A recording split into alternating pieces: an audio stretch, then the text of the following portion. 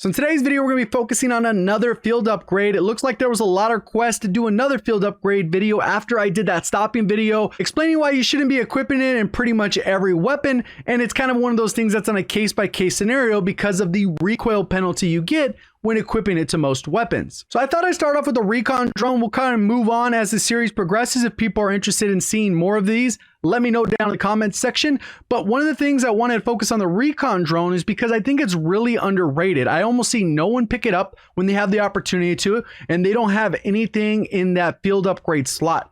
Obviously, if you have armor plate box, or if you have the munitions box or stopping power, and you want to use that for a specific weapon or dead silence, trophy system, obviously there's things of value, but if it's empty, why just run over it when it has so much value? And I think people don't realize how strong it can actually be. So we're going to talk about some of the different aspects that make it particularly powerful in Warzone, and we'll give you some base stats of how it works on multiplayer. Enjoy the video, learn something new. Please do me a favor, hit that like button. If you're brand new, looking to find your way back for more Call of Duty content, make sure you are subscribed with notifications on. Let's go ahead and get into the breakdown. Here's the first example we're going to look at. This is multiplayer. I wanted to see how long it lasted. You can see the vertical limit as well as how long it lasts. And within multiplayer, it has a 30-meter limit. So that's how high it can go above the default floor. And you'll see that as I go over to the B flag. As soon as I hit 30-ish meters, it will go ahead and kind of cut out, give you a warning, and then you got to come back into the safe area. Same thing as if you went out of bounds. So there's kind of like this imaginary ceiling that goes over the multiplayer map. And that's what we're seeing in this particular scenario. It does go up to 45 seconds, which ends up working out that way that time doesn't actually count towards your next usage. So if you would have blown it up immediately or got shot out, that's what's going to start actually earning your field upgrade again. And that's how that aspect works. So we'll go ahead and move on to the next example, which is the range at which it works. And this is going to end up being 125 meters, where that little triangle will pop up. And if the person has Ghost, it'll still pop up. If the person has Cold-Blooded, that's where you're going to get that little X through that diamond. So that's what we're looking at right here. 125 meters, that box comes up regardless. Obviously, Cold-Blooded is going to help you with the infrared as well. This is what it looks like in standard. You can see the person clear as day. Obviously, they are a little marker there, and that's pretty visible. And then when we switch over to Cold-Blooded, that's going to be significantly harder to see. First, we're going to go ahead and show off that diamond. And then we'll go ahead and show off as we get closer that it's not going to mark them as we do the infrared.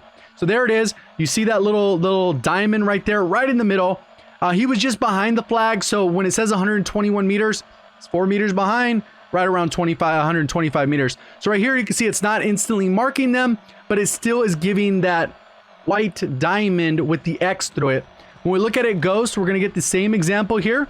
You can see that diamond. And then right when we approach 40 meters, that's kind of the cutoff when it's going to auto mark them if they are not using Cold-Blooded. So pretty straightforward system. Personally, I don't like that system. I'll try and stay 40 meters away and I'll ping them automatically. So right here, we're going to check for the vertical height. It's not going to give you an out of bounds warning. It's kind of give you a flicker like it's going out of power. There's no warning. It's just a flicker. It proceeds to get brighter and more vibrant and just flicker faster. And it kind of cuts out and that's it. Right around 75 to 100 meters. That one, it kind of depends on your elevation. So it's kind of hard to see how exactly high you are. Right here, you can see who easily has Cold-Blooded. The guy with the diamond and the X in it. There it is. It got automatically pinged. And then I live marked the guy who has Cold-Blooded. The also thing right here, it's still 45 seconds, but there's no range cap. So you can continue going further and further as long as it's within the playable area. So that's below the 75 meters, which it takes pretty long to get up there. And it moves at about 10 meters per second. So you can get around 450 meters away from where you initially launch it, which gives you a ton of information, especially if it's a late zone. You're in a safe spot. You got teammates covering you. They could tell you when to get out. You can go ahead and go up in this thing and try not to auto ping anything. You can go 40 meters above the surface, so that's not going to auto ping. And then you can ping them yourself and say, hey, they're right there. I marked them. So there could be some strategy around it. And if you're centrally located in the zone, in the circle, that 125 meters is essentially doubled, because you can see 125 meters in this direction and then turn around and you got 125 meters in the other direction.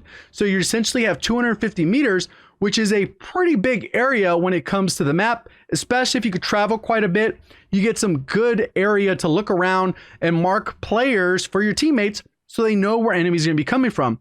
Obviously, I wouldn't 100% trust it, just because if somebody is out of that 125 meter range and you're trusting where it's at, then it's going to be a little tricky. What you could do is mark on the ground where 125 meters is, and you can kind of see how far they are away from your range and how far they could actually be picked up. So pretty useful there. So that ends up being the breakdown of the Recon drone. Hopefully you found the video helpful, learned something new. If you did, please do me a favor, hit that like button. If you're brand new, want to find your way back for more Call of Duty content, make sure you are subscribed with notifications on. Do appreciate all the support on the content. Thank you for watching. As always, have a great day.